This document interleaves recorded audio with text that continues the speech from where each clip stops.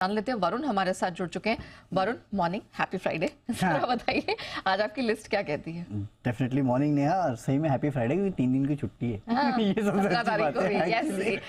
ये ट्रिगर है, ये मेजर ट्रिगर है। ये सबसे बड़ा ट्रिगर है। मंडे पे फोकस है। चलिए ठीक है, तो ट्रिगर्स के लिहाज से सबसे पहले तो WPI के आंकड़े आने वाले हैं महके, तो यहाँ पे आप नजर रखिएगा 2.7% के आसपास का अनुमान है। थोड़े बढ़ के आ सकते हैं, हालांकि यहाँ पे बेस इफेक्ट जो है वो ज्यादा देखने में आपको मिल सकता है। महिंद्रा ग्रुप की आपने बात की, इन्वेस्टर डे है आज 9:30 बजे शुरू हो जाएगा, तो इस पे आप नजर रखिएगा। EIH एसोसिएटेड होटल्स, यहाँ पे बोर्ड की बैठक है, बोनस शेयर जारी करने पे ये विचार करेंगे। आज काफी सारी एक्स डेट है और निफ्टी कंपनीज की एक्स डेट है, इसके लिए नजर पे रखिएगा। बजाज ऑटो 80 रुपए का डिविडेंड, HUL 24 रुपए का डिविडेंड, L&T टेक 33 रुपए का फाइनल डिविडेंड, तो इन सब पे आपको यहाँ पे एडजस्टमेंट्स देखने मिलेंगे। अब बात करते हैं वोडाफोन आइडिया की। जैसे कि आपने बताया कि नोकिया और एरिक्सन के साथ इन्होंने जो सेटलमेंट है वो कर लिया है। बेसिकली इनके लेंडर्स थे, तो इनको 2458 करोड़ के शेयर ये जारी करने वाले हैं। टोटल 166 करोड़ शेयर जारी होंगे। नोकिया को 102.7 करोड़, एरिक्सन को 63.38 करोड़। नोकिया को 1520 करोड़ के शेयर जारी होंगे, एरिक्सन को 938 करोड़ के शेयर जारी होंगे। जो प्राइस रखा गया है 14 रुपए 80 पैसे का है। नो डाउट कल से डिस्काउंट पे है, लेकिन आपको याद होगा कुछ समय पहले जो FPO आया था वहां से अगर आप देखेंगे तो 35% के आसपास के प्रीमियम पे इनको ये प्रेफरेंशियल अलॉटमेंट जो है वो किया गया है। 6 महीने का इसमें लॉक इन होगा, और जाहिर सी बात है सेटलमेंट से 4G नेटवर्क सुधरेगा, 5G रोल आउट जो है उसकी गति इस कंपनी की बढ़ते हुए नजर आएगी। इस पूरे इशू के बाद नोकिया का जो टोटल हिस्सा है वो 1.5% के आसपास का होगा शेयर होल्डिंग में, एरिक्सन का 0.9% होगा। इसके अलावा अगर आप देखेंगे तो आदित्य बिरला ग्रुप प्रमोटर का 37.3 होगा, और सरकार का यहाँ पे करीब 23.2% के आसपास का हिस्सा होगा। सिर्फ यही नहीं, आगे और फंड रेजिंग करने वाले हैं, हालांकि वो डेट के जरिए फंड रेजिंग ये करने वाले हैं। करीब 25,000 करोड़ रुपए के आसपास की फंड जुटाने के लिए यहाँ पे जो है वो और कंपनी पूरी कोशिश करेगी, ये कंपनी ने कहा है आगे के लिए। अब दूसरी बड़ी खबर, और वो है सीमेंट इंडस्ट्री के लिए। कल आपको याद होगा एक खबर चल रही थी बाजार में कि अंबुजा सीमेंट कोई बड़ा अधिग्रहण कर सकता है, और फाइनली इन्होंने अधिग्रहण कर लिया है। पैना सीमेंट, इसका अधिग्रहण जो है उसको मंजूरी मिली है। 10,422 करोड़ में ये पूरा अधिग्रहण होगा, पूरा कैश डील है बेसिकली। 3 से 4 महीने में अधिग्रहण पूरा होगा। जो पैना सीमेंट है उसकी क्षमता 14 MTPA की है, जिसमें से 10 MTPA जो है ऑलरेडी शुरू हो चुकी है, और 4 MTPA जो है वो शुरू होने वाली है, यानी कि टन के आसपास की क्षमता जो है। तो अच्छा है, और कंपनी की बेसिकली अंबुजा ग्रुप की अगर आप देखेंगे तो पूरी क्षमता इसके बाद 89 MTPA के आसपास की हो जाएगी। मार्केट शेयर 2% से सुधरता हुआ नजर आएगा, ये इनका कहना है।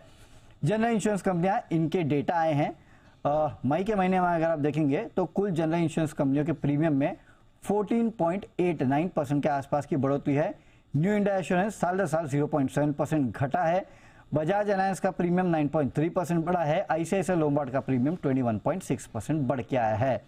पूर्वांकरा, यहाँ पे आप नजर रखिएगा, क्योंकि QIP के माध्यम से 1000 करोड़ जुटाने के लिए यहाँ पे बोर्ड से मंजूरी मिल चुकी है। एक या उससे अधिक चरणों में ये फंड जुटाएंगे, यानी कि आने वाले समय में आपको शायद पूर्वांकरा का QIP देखने मिलेगा। हेवल्स, इन्होंने कहा है कि एयर कंडीशन मैन्युफैक्चरिंग में ये क्षमता बढ़ाने वाले हैं।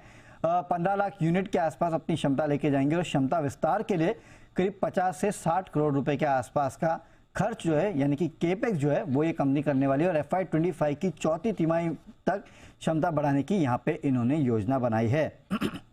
नैल्को, ओडिशा सरकार के साथ इन्होंने करार किया है। 698 हेक्टेयर्स के एक माइनिंग करार जो है बेसिकली इन्होंने किया है, और इस खदान जो है उसकी सालाना प्रोडक्शन क्षमता जो है 3.5 मिलियन टन के आसपास की, और अनुमानित भंडार जो है 111 मिलियन टन के आसपास का है, और जल्द यहाँ से जो कामकाज है वो शुरू होने की उम्मीद है। सुवेन फार्मा, इन्होंने सपैरा ऑर्गेनिक्स प्राइवेट लिमिटेड के साथ एक करार किया है। यहाँ पे 67.5% के आसपास का हिस्सेदारी जो है वो यहाँ पे ट्रांसफर होगी 229 करोड़ में। तो ये एक अच्छी खबर इस कंपनी के लिए भी है।